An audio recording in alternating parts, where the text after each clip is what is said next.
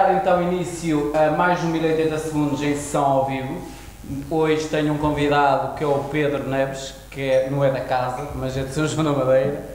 E para quem não te conhece, Pedro, quem é o Pedro Neves? Sou eu.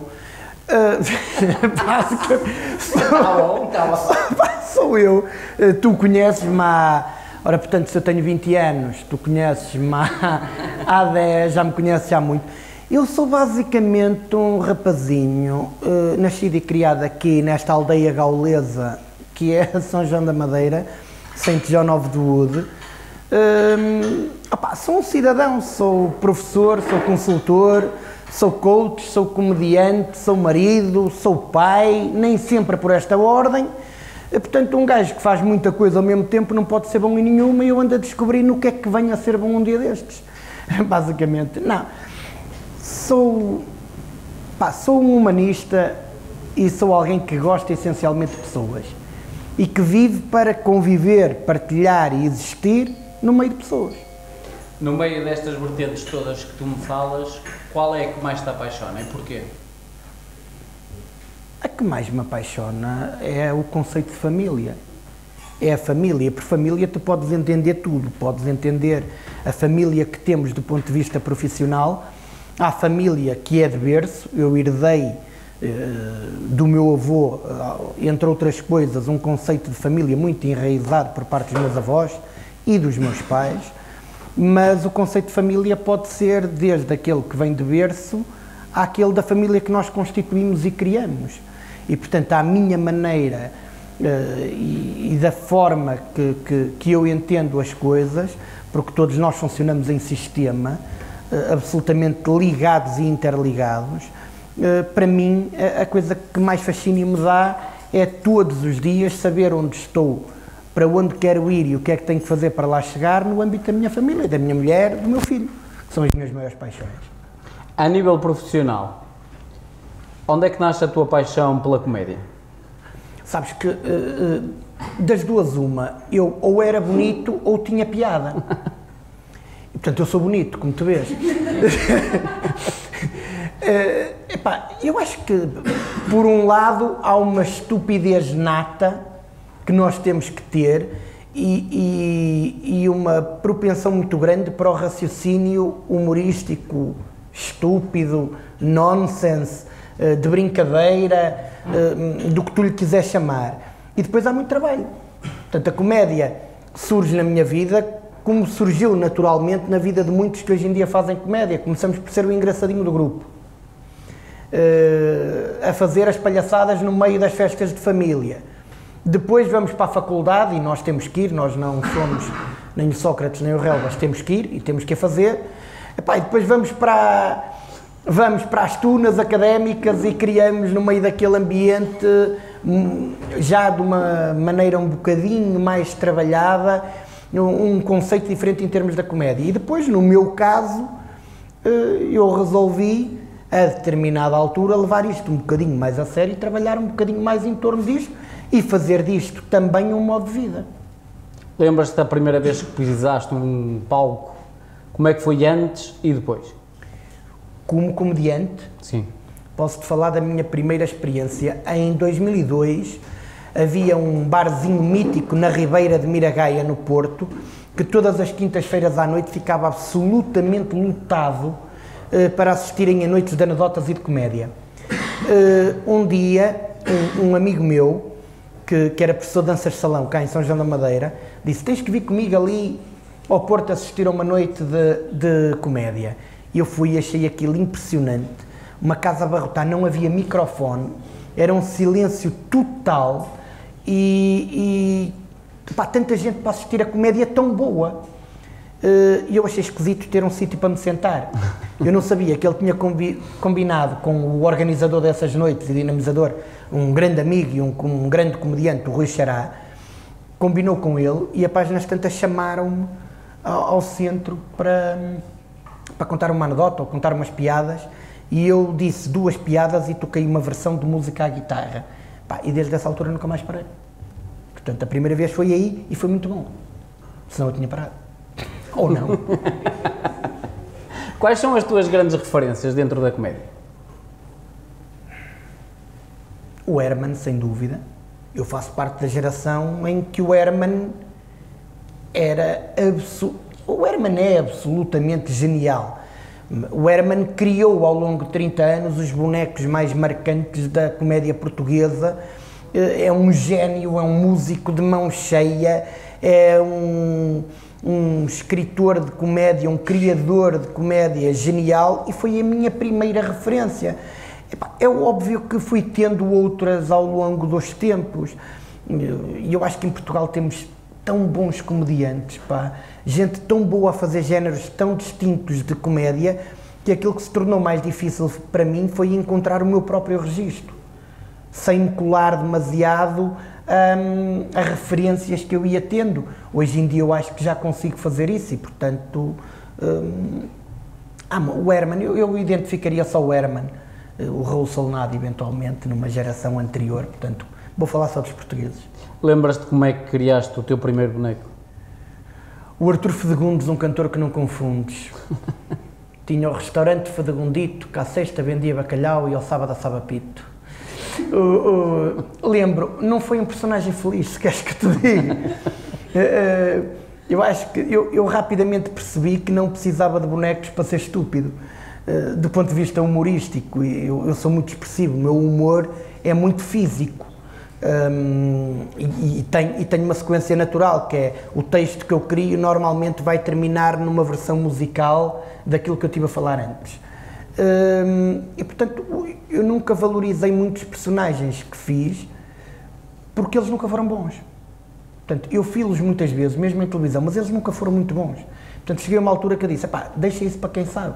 E tenho colegas meus que fazem, o Miguel Sete Estacas, que é um queridíssimo amigo, é um gênio naquele humor mais, que a malta chama seco, eu acho fenomenal, é o rei dos trocadilhos. O Miguel Sete Estacas tem uma tonelada de bonecos lindos, geniais, do ponto de vista humorístico, o Senhor Limpinho, o Fredo, o Meireles. Ele tem um personagem que é um frigorífico e tem uma piada absolutamente incrível. Há muita gente bem melhor do que eu a fazer isso. E o porquê de tu tocares um instrumento nos teus espetáculos? Como é que nasce essa ligação uma coisa à outra? Porque não existem muitos a fazer isso. Há muita malta a usar a guitarra. O Paulo Baldaia, que começou a fazer comédia antes de mim, usava a guitarra sempre. O Herman, nos espetáculos dele, pelo país, nunca deixou de utilizar a guitarra nos espetáculos. O Rui Xará usava a guitarra. O João Paulo Rodrigues sempre usou a guitarra. Há uma série de malta que usa. Eu, cada vez mais, tenho transportado o meu espetáculo e o meu conceito para um conceito de entretenimento musical. Percebes? Há gente muito boa a fazer stand-up em Portugal, stand-up puro. Há gente muito boa a fazer humor negro em Portugal. É uma cena que não é a minha cara, eu não gosto de fazer humor negro, mas reconheço que o Rui Sinel de Cordes é brilhante a fazê-lo, em Portugal é o maior a fazer isso. Tem gente muito boa em diversos géneros. Eu tenho cada vez mais apostado na vertente mais musical, por isso é que me faço acompanhar por uma banda, que são os One Erection, e são One desde que começaram a tocar comigo. E portanto, são músicos profissionais, são malta muito fixe, malta que tem que ser mesmo muito boa para maturar, porque não é fácil aturar tudo aquilo que me passa pela cabeça, transpor aquilo para música e ter qualidade musical sem nunca perder a essência do que é um espetáculo meu, que é de entretenimento e de comédia, e cada vez mais tenho ido por aí. És uma pessoa que trabalha muito os textos, treina muito. Eu pergunto isto porquê? Para quem está do lado de lá a pensar um dia seguir a área da comédia, perceber o quanto tem que treinar para chegar a 1 hora de espetáculo e fazer aquilo, ou 1h30 ou 2 horas. Eu não gosto de dar conselhos porque eu acho que a minha maior virtude é a minha ignorância. Das coisas que mais feliz me deixam é o facto de eu continuar ignorante, porque isso só faz com que eu tenha vontade de cada vez mais estudar, cada vez mais aprender, cada vez mais saber o que é mundo, cada vez mais perceber de mais coisas, percebes? eu não tive nenhuma fórmula para ter 14 anos de carreira na comédia. As coisas aconteceram, eu trabalhei muito e eu errei muito e muitas vezes. Portanto, uma das maiores virtudes também que eu tenho é errar permanentemente com coisas diferentes, não errando muitas vezes na mesma coisa, mas testando. Portanto, que conselho é que eu posso dar a alguém que queira enverdar pela comédia, que consuma muita comédia, que veja muito, que assista a muitos espetáculos, que veja como é que os outros que andam há mais tempo estão a fazer, que tire as suas ilações do que gosta, do que não gosta, que trabalhe muito, que pegue, que crie 2 minutos de texto e que chateie 40 amigos a contar 40 vezes a mesma piada. E quando efetivamente eles se rirem, porque aquilo dá vontade de rir, eles peguem nisso, esqueçam essa e comecem a escrever outra, para que ao fim de algum tempo possam ter 15, 20 minutos para apresentar num bar de malta conhecida, para depois poderem começar a construir um espetáculo. Mas não há fórmulas secretas para isto. Eu jogo muito sem rede. É óbvio que eu tenho um fio condutor relativamente aos meus espetáculos, mas eu interajo muito com o público e jogo muito no improviso. Muito do meu espetáculo vive do público que tenho à minha frente. E eu jogo sem rede porque acho, na minha opinião, que é a melhor forma de eu respeitar o público que vem para um espetáculo meu. É interagindo com ele, é percebendo para que lado é que eles estão a ir e tentando ir de encontro àquilo que é a vontade do público. Porque, em última análise e no final de tudo, o espetáculo resulta sempre se eu colocar um sorriso na cara das pessoas. Surge aqui uma grande questão que é, quando estás a fazer comédia para centenas ou para milhares de pessoas, como é que é observar quando é que vais pegar no público ou não, sendo o público tão variado? Já vais tendo algumas muletas que te suportam, vais tendo, há coisas que eu sei que resultam, seja lá para que tipo de público for. E portanto tu tens aí uma garantia para fazer alguns preliminares, para tu estares numa fase inicial e começares a conquistar o público. E eu gostava de dizer que na minha opinião e no meu caso, o que é complicado não são as grandes massas, não é ter 500, 1000, 2000 pessoas, essa é a parte fácil. Difícil é chegares a um sítio e ter 7 pessoas e teres que fazer um espetáculo de 1h30 para 7 pessoas, na certeza de que, porque são só 7, vão estar mais intimidados e vão ter mais vergonha de se rir ou de se manifestarem positivamente. E esse é mais complicado. Qual foi o melhor espetáculo que fizeste e o caso mais caricato que te aconteceu? Ou seja, duas questões completamente diferentes. O pior... não é o pior, o melhor... Eu sou muito sortudo, porque eu não tive assim... Mas eu vou-te dizer, eu não tive muitas experiências negativas, felizmente. Tive para aí 2 ou 3. Eu não te falei do pior. Do mais caricato? Eu disse-te o melhor espetáculo que tiveste e um caso caricato que tiveste. Nunca falei no pior. Mas era mais fácil falar do pior do que um caricato. O melhor é difícil, eu não te sei dizer. É óbvio que ter estado no Coliseu do Porto e no Coliseu de Lisboa é uma sensação incrível. É óbvio que ter estado nos Estados Unidos e no Canadá e ter esgotado salas é uma maravilha. É uma experiência absolutamente incrível. É óbvio que estar num teatro como o Teatro Circo de Braga, que é provavelmente das salas de espetáculo mais bonitas do mundo, e ter 800 pessoas lá dentro, é fantástico. Eu vou-te falar do que mais me encheu a alma, que foi o Gargalhão, o ano passado. Foi o festival que eu criei na minha própria terra. Foi trazer uma série de amigos a São João da Madeira para criarmos uma grande noite de comédia na nossa cidade e conseguir, sozinho, praticamente sem apoios, de iniciativa própria, por minha conta e risco, colocado 1200 pessoas em véspera de Dia dos Namorados, em fim de semana de Carnaval, colocar 1200 pessoas a assistir a um espetáculo de comédia. Provavelmente foi aquele que mais me encheu a alma. A nossa terra é uma boa madrasta. São João da Madeira mais do que mãe, é uma excelente madrasta. Mas foi muito mais do que mãe quando eu fiz o Gargalhão em São João da Madeira. Senti realmente o coração cheio e que valeu a pena, por isso é que quero repetir. Qual foi o grande feedback que tu tiraste disso tudo? Foi pela primeira vez em Portugal um festival de comédia ter honras de meia página no jornal Público. Um jornal como o Público dar um destaque de meia página a falar sobre o festival e sobre o que lá aconteceu. Creio que isso diz muito, que não era apoiado por nenhuma empresa conhecida no âmbito da organização de eventos e espetáculos, não era uma organização dinamizada pelo município na altura, era uma coisa de um indivíduo, São João da Madeira, com uma maneira esquisita de falar, que se lembrou de trazer amigos e fazer um grande espetáculo de comédia na sua terra. Foi por aí. Como é que foi a tua experiência passar pelos Estados Unidos e pelo Canadá? Foi muito recente? Foi fantástica, porque eu não tinha noção da necessidade que os imigrantes têm de ter cultura, espetáculos e artistas do seu país a irem ter com eles. Há uma necessidade e uma proximidade gigantesca.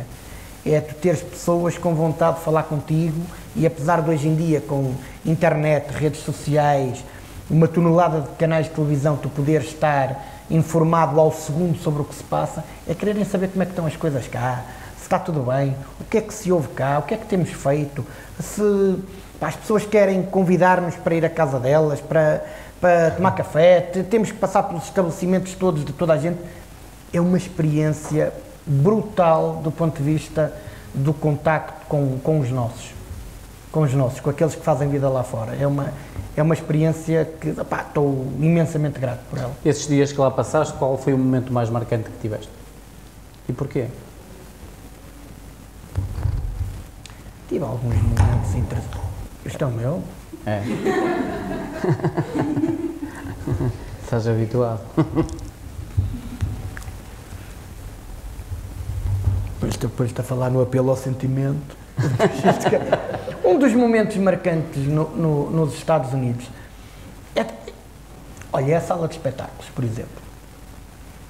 Para já, tive duas situações marcantes nos Estados Unidos. A primeira, a sala de espetáculos, que é tu teres um corredor onde tu tens os cartazes e as coisas dos artistas que por lá passaram.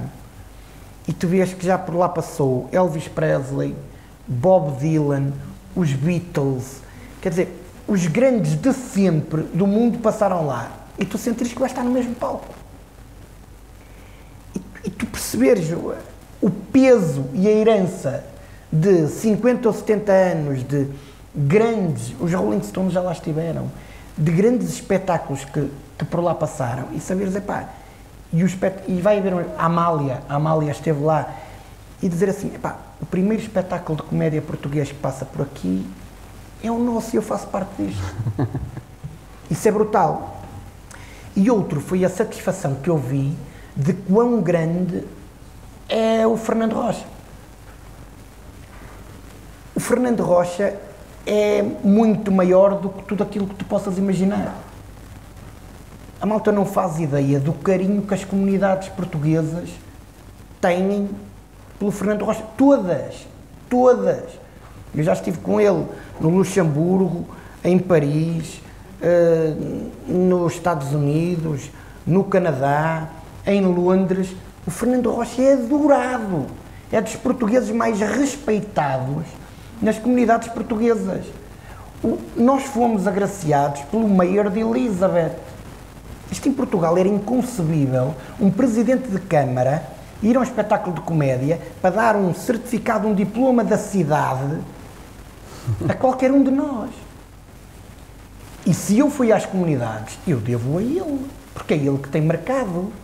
Porque eu não passo em televisão há muito tempo, e como não passo em televisão há muito tempo, a maioria dos imigrantes não fazem a mínima ideia quem eu sou. E, portanto, o outro aspecto positivo foi perceber a dimensão que ele tem, que um grande amigo, um excelente profissional, um grande colega da comédia, a dimensão que ele tem no estrangeiro e a generosidade que ele teve de proporcionar isso a colegas dele.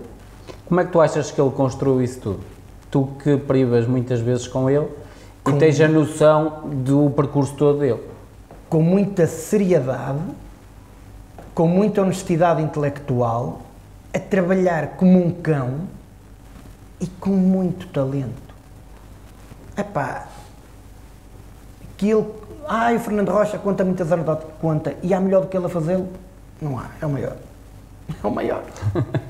E é genuinamente bom, é um grande amigo. Aliás, na comédia, contrariamente às outras artes, em que a malta anda toda às cabeçadas uns com os outros, este músico não gosta daquele, o outro é concorrente não sei quê, uma das vantagens da comédia é que, se tu ligares para mim, e eu não puder fazer um espetáculo, eu digo, olha, mas porquê é que não liga para o João Seabra?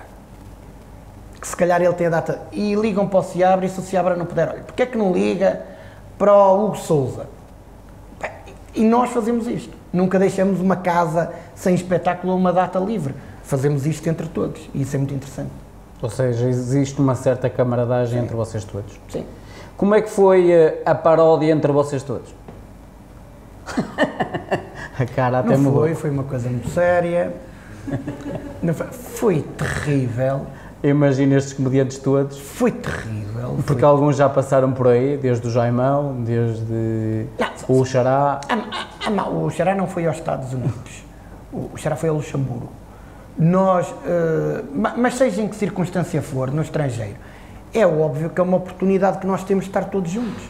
Que nem sempre é possível. Porque a maioria de nós está na sua vida a fazer os seus espetáculos. Portanto, não são muitas as oportunidades que temos de num fim de semana estarmos todos juntos. E pronto. E é terrível. É terrível de bom. Olha, e houve anedotas no avião para as hospedeiras ou nem por isso? Nada disso, que nós não sabíamos o que é que nos podia acontecer. E há malta que tem medo de andar de avião e tal, portanto aquilo tem que se ter algum cuidado. Não, foi um ambiente muito tranquilo. De brincadeira, é óbvio que brincávamos todos uns com os outros, mas tranquila. Nós fazemos mais coisas para além da comédia. Ou seja, nomeadamente, a sermos amigos, saber como é que está a nossa vida, como é que estão as nossas famílias, como é que as coisas andam. Eu levei o meu filho para os Estados Unidos e, portanto, foi uma experiência, do ponto de vista familiar, também muito rica. O miúdo tinha um fascínio com Nova Iorque e foi uma experiência muito interessante. Foi uma forma de eu também poder estar com ele e com a minha mulher num ambiente diferente. Portanto, foi muito giro. Falaste meio no teu filho. O que é que tu sentiste a primeira vez que te colocaram o teu filho nos braços? No dia de nascimento? Opa, eu tive sentimentos muito antagónicos. O parto do meu filho foi particularmente difícil e a situação foi muito feia. E eu vi o meu filho, portanto ele já tinha nascido há praticamente meia hora. Foi a primeira vez na minha vida que me senti verdadeiramente frágil. Portanto, o sentimento que eu tenho, para além daquela coisa, que é muito lindo, é muito não sei o quê, não sabia bem como é que lhe pegava, mas pela primeira vez na minha vida, eu senti que a minha vida passou completamente para o segundo plano.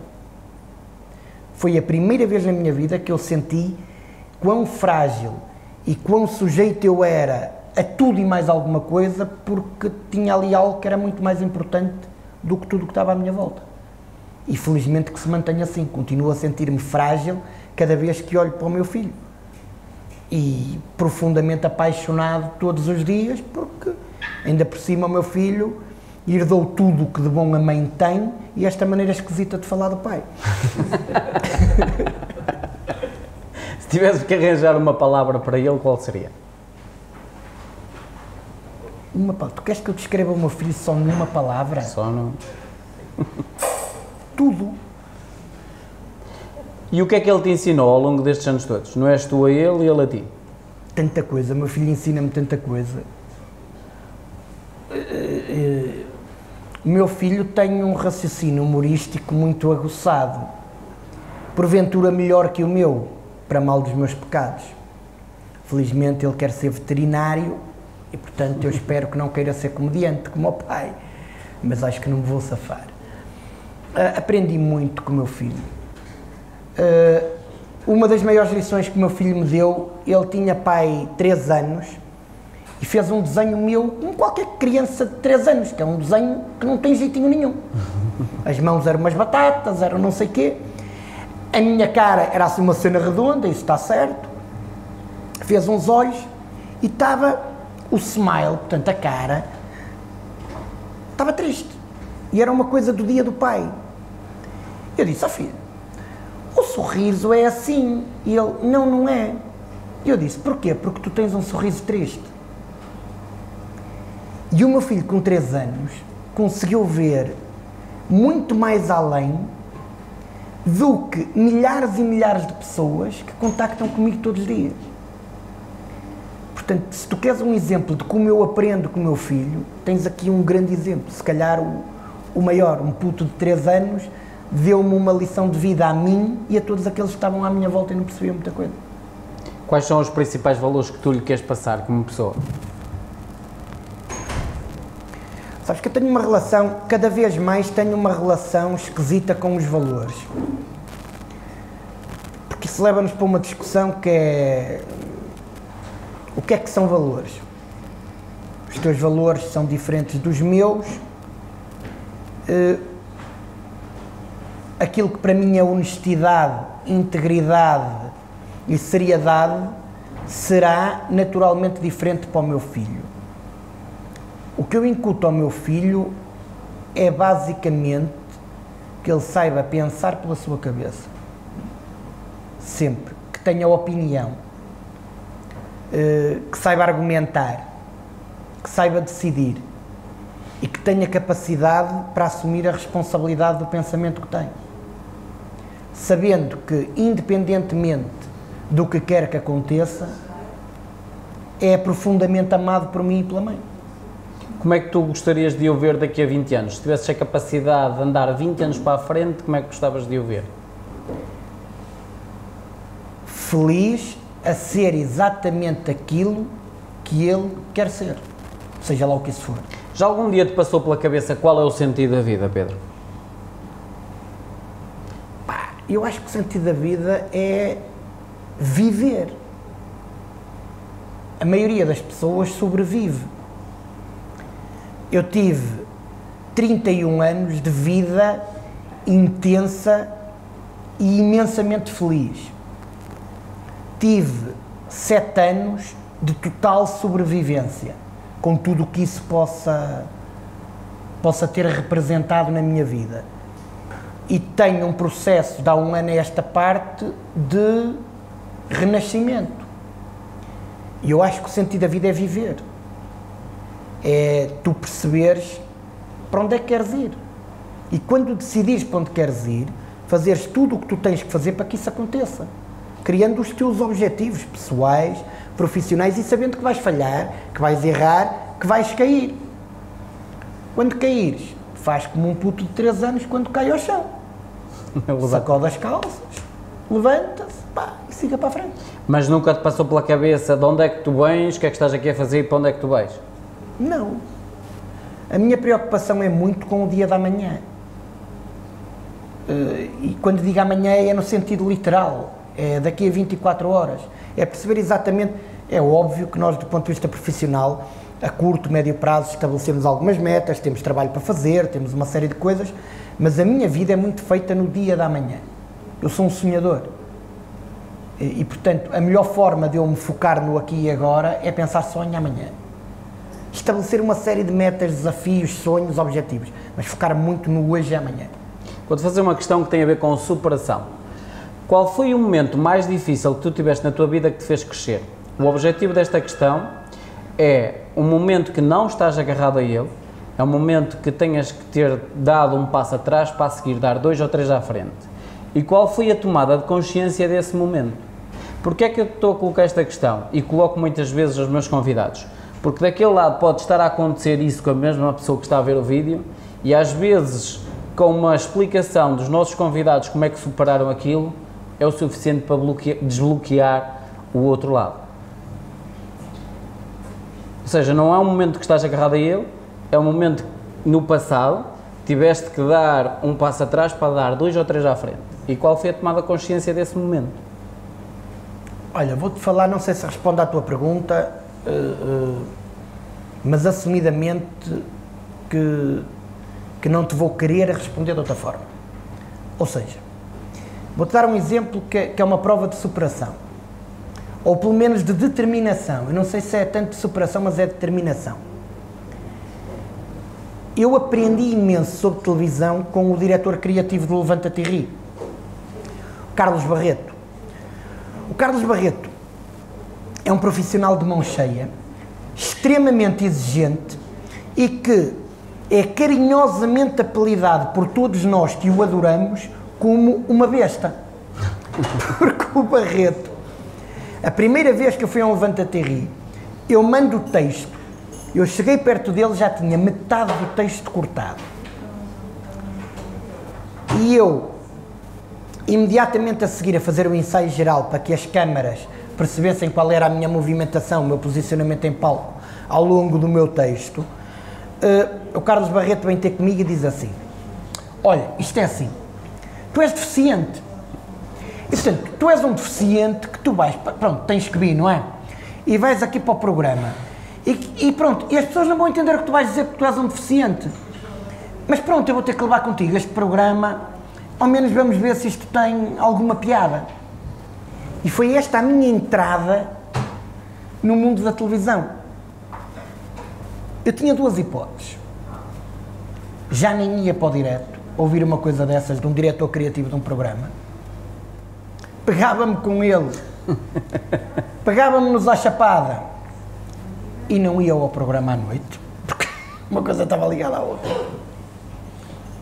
Ou ia, porque já lá estava. Ou ia porque quando fui à televisão, contrariamente a muitos que hoje vão à televisão para depois começarem a ter mercado, eu já fazia espetáculos semanais há 2 anos e sabia como é que os meus textos resultavam com público, com pessoas. E o Levanta-te e Ri tinha uma coisa porreira, que tinha público. Era para televisão, mas tinha público. Então o que é que eu fiz? Vou fazer o melhor que consigo com os recursos que tenho ao meu dispor. Que é o quê? Algum talento, jeito para isto e a prova de que quando faço o público se diverte. Então embora. A superação pode ser uma superação pequenina, mas foi impactante. Porque eu tive que provar o contrário e depois fui lá mais 18 vezes a seguir ao Levanta-te e Ri. E portanto valeu a pena. Qual foi a tomada de consciência desse momento? É que vale a pena, tornou-se um lema ao longo da minha vida, que é resistir, persistir e nunca desistir. Se tivesses a possibilidade de parar uma pessoa durante 10 segundos, fosse ela qual fosse, no mundo inteiro, quem seria e qual a questão que lhe irias colocar? Com que objetivo? Se tu me disseste que eu quero parar uma pessoa para lhe ir às trombas, eu penso já durante 10 segundos em 3 ou 4.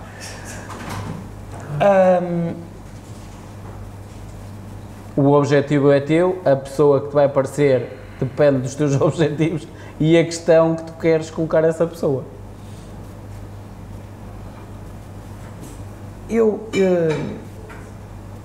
Um dos meus avós, o materno ou paterno,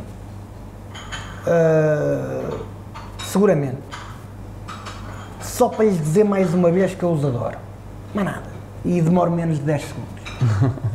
Ainda que eu acho, por outros motivos, que eles ouvem isso diariamente, mas se pudesse por 10 segundinhos, um dos dois ou os dois, que eles devem se entreter lá a conversar um com o outro, gostava muito de dizer. O que é que eles te ensinaram ao longo destes anos todos? Tanto. O meu avô materno tinha uma adoração cega por mim. E o meu avô paterno vivia aquela coisa do neto varão. Eu tenho muito dos dois, curiosamente. Tenho alguma coisa de alguma subserviência herdada do meu avô materno e tenho muito da casmurrice e da piada e do humor do meu avô paterno, que foi uma figura conhecida em São João da Madeira e de quem eu herdei muito da vertente para a comédia, para o humor e para a boa disposição. Parava-os aos dois seguramente por 10 segundos, só para lhes dizer mais uma vez que os adoro. Sim. E ao longo da tua vida, o que é que eles te ensinaram? Que essa é que foi a questão. Colocaram cá muitas coisas, Alex. Fizeram seguramente parte daquilo que sou hoje. Se eu hoje valorizo, como disse no início desta conversa, aquilo que para mim é um conceito de família, aquilo que para mim é um conceito de família vem muito daquilo que eu herdei deles. Com algumas mudanças que são minhas, que são criadas por mim, mas que vem muito daquilo. Essencialmente uma coisa, que é: as pessoas são apenas e só pessoas, não são estatuto, ninguém é estatuto, ninguém é grau académico. Aliás, o grau académico cai quando nós morremos, que é uma coisa que eu vejo por aí que me enerva. Rua Doutor não sei quê, e a homenagem foi póstuma e o título académico cai quando nós morremos. Nós somos cidadãos. Eu gosto de pessoas. Eu gosto fundamentalmente de pessoas. Gosto tanto de altas individualidades e intelectualidades, como gosto de alguns arrumadores que conheci na cidade do Porto e com quem conversava muitas vezes quando ia fazer espetáculos para a cidade do Porto. Eu sou um cidadão que gosta de pessoas. Qual foi a pessoa mais brilhante que passou pela tua vida? E porquê?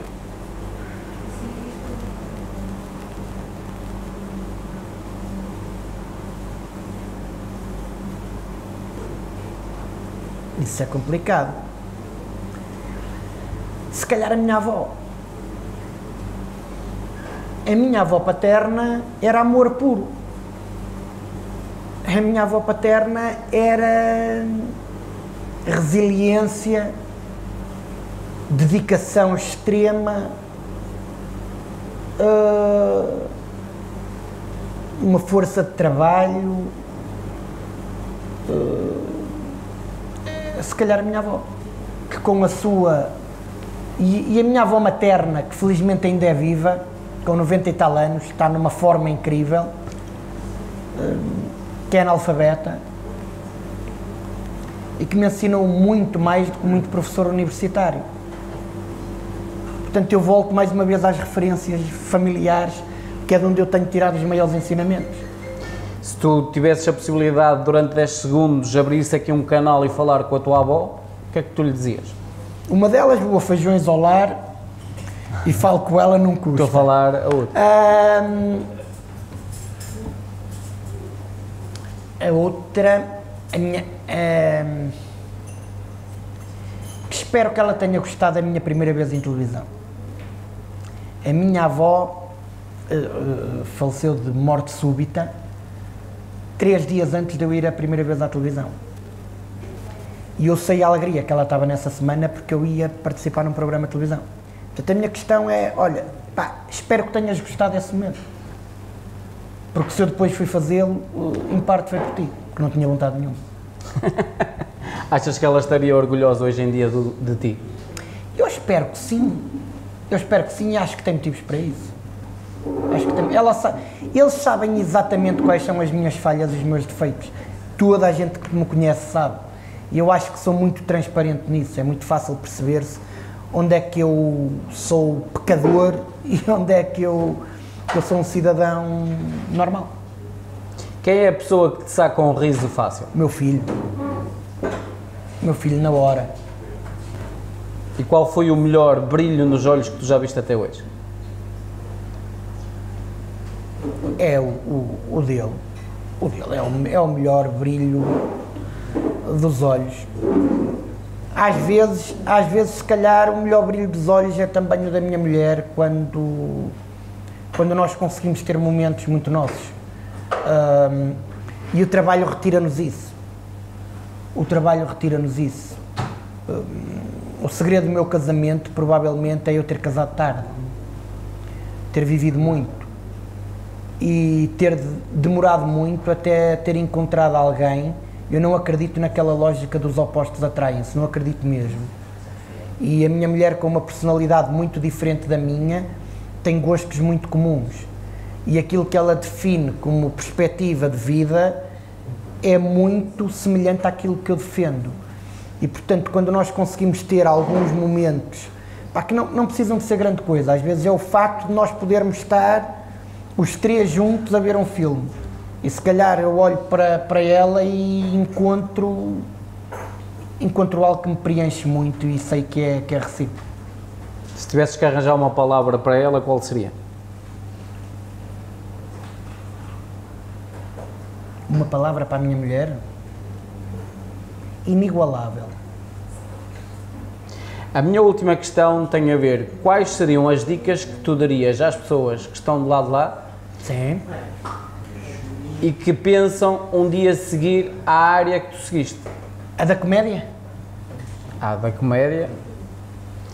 Ou a tua vertente de estudante, a tua vertente profissional de coach? Ou seja, pegar nas várias vertentes que tu tens e se conseguires filtrar às várias pessoas que possam estar a ver este vídeo, o que é que tu darias em cada área? Na comédia isto, na área de coaching isto, na área de... Acho que é transversal a todas as áreas. Primeiro, definirem pequenos objetivos, ok? Antes de pensarem em querer ganhar 100 mil euros, pensem como é que ganham os primeiros 1000, ok? Porque, ok, eu quero 100 mil euros, tudo bem, mas como é que eu ganho os primeiros 1000? E depois de eu ter 1000, como é que chego aos 2000? E depois aos 5000? Estabeleçam pequenos objetivos, concentrem-se em objetivos pequenos, que possam ser realizáveis e debatam-se, trabalhem, seja do ponto de vista pessoal. Pá, o meu objetivo é ter alguém que se apaixone por mim. Ok, boa, o que é que eu vou fazer para que isso aconteça? O meu objetivo é fazer comédia. Ok, o que é que eu tenho que fazer para fazer comédia? Primeiro, consumir comédia. Depois de consumir comédia, assistir a espetáculos de comédia e perceber exatamente como é que aqueles fazem. Depois de identificar pessoas que fazem parte do núcleo que eu mais gosto e com o qual eu me identifico, modelar, ver exatamente como é que fazem e tentar fazer igual. E depois de fazer aquilo, encontrar o meu registro. Se a minha vertente é uma vertente de desenvolvimento pessoal, perceber de que forma é que eu quero crescer com isso. E de que forma é que o desenvolvimento pessoal me vai ser útil e vai ser transformador para a minha vida. E depois perceber quem é que me pode ensinar a sério sobre isso, quem é que tem ferramentas para me formar nessa área, para me transmitir conhecimento, para que eu possa crescer e evoluir. Do ponto de vista profissional, saber com que áreas é que eu gostaria de trabalhar, o que é que me deixaria feliz, o que é que faria com que eu acordasse de manhã e tivesse vontade de ir trabalhar. E depois seguir, porque o sentido da vida é viver. Olha, surge-me aqui uma grande questão antes de finalizarmos, tem a ver com qual foi na adolescência a pessoa que mais te marcou e porquê? Na adolescência, que mais me marcou? O meu padrinho. Eu, quando era puto e adolescente, o meu sonho era ser como o meu padrinho. O meu padrinho é um bom vivant, é solteiro ainda hoje, tem 70 e poucos anos, e o meu padrinho tinha um estilo de vida, uma forma de estar e uma perspectiva face à vida e aos prazeres que a vida tem, que eu adorava aquilo. E eu ia com o meu padrinho para todo o lado. Portanto, eu desde os meus 4 anos, que o meu padrinho me levava, ia à Espanha e levava-me para a Espanha. Na altura o meu pai tinha que fazer uma folha azul de 25 linhas com uma autorização para eu ir com ele. Quando ia ao cinema com ele, tinha que levar uma lenga-lenga estudada. Tu dizes que tens 8 anos. E eu tenho 8 anos. Eu tenho 8 anos. E os homens olhavam para mim, que idade tens? Eu tenho 8 anos. O meu padrinho era o meu herói de adolescência. Era basicamente, se eu tivesse assim, alguém que era o meu padrinho. Sim. Vou colocar esta questão pela primeira vez a alguém ao fim de 233 programas. Não sou virgem. O que é que tu achaste desta experiência em 1080 segundos? Foi gira, foi gira porque, primeiro que nós conhecemos há muitos anos, há muitos anos mesmo, portanto... Jogamos futebol juntos. Nós conhecemos jogar futebol, nós temos uma internacionalização. Eu marquei um golo ao Toulouse, eliminei o Toulouse em França porque me partiu um pitão da chuteira e eu marquei um golo por engano, mas eliminamos o Toulouse. Primeiro porque nós estamos a fazer agora aquilo que seria normal nós fazermos quando éramos miúdos, que é falar sobre cenas, sobre coisas. Hoje, num barzinho da nossa cidade, com uma série de malta que está ali atrás da câmara, poder abrir-me um bocadinho mais sobre aquilo que é a minha vida. Há aqui pessoas que me conhecem há muitos anos, há malta que só me conhece da comédia, e há aqui meia dúzia de malta que está a perguntar quem é aquele gajo e que vão saber um bocadinho mais de mim hoje. E portanto a experiência é muito positiva e eu estou muito grato pela oportunidade. Foram 1080 segundos com o Pedro Neves. Se quiserem colocar alguma questão ao Pedro, é muito simples, basta enviar um e-mail para esc@1080segundos.com. Irei direcionar esse e-mail ao Pedro e será ele o próprio a responder às vossas questões. A ti só tenho a agradecer. Obrigado, amigo. Por estes 1080 segundos. Obrigado. A vocês gostaria que comentassem, partilhassem e dessem feedback sobre o vídeo. Quando o estão a fazer, automaticamente estão a dar sinais positivos aos canais de distribuição, sinais esses que os conteúdos que nós aqui falamos são relevantes e outras pessoas devem ter acesso aos mesmos. Por isso, comentar, partilhar, dar feedback e subscrever o canal é importante. Aguardo por vocês num próximo 1080 segundos com um novo convidado.